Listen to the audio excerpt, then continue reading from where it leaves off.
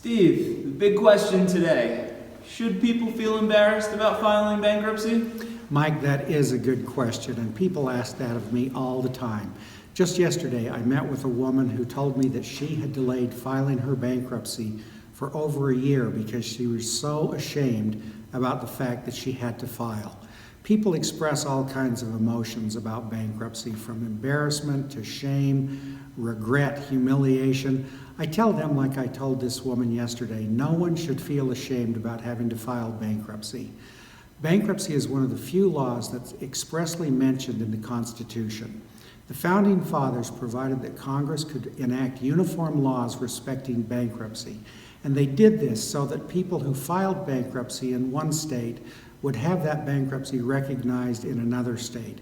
And they also did it because they knew that bankruptcy was necessary in some cases, not only for the individual, but for society as a whole. The modern concept of bankruptcy goes back to the 14th or 15th centuries. At that time, if a merchant couldn't pay his creditors put him out of business by breaking the bench where he conducted his business.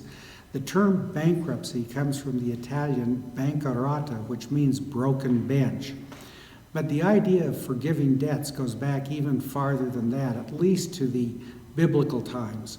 In the Old Testament, we read about the Sabbath year, which was every 7 years when the Jews forgave debts between each other. And then every 50th year, they called the Jubilee year, where they forgave all debts, whether between Jews or between Jews and Gentiles. So society has recognized for thousands of years that there comes a time when letting a person get out of paying his or her debts is good not only for them, but for society as well. No one should ever feel embarrassed about having to take advantage of the bankruptcy laws.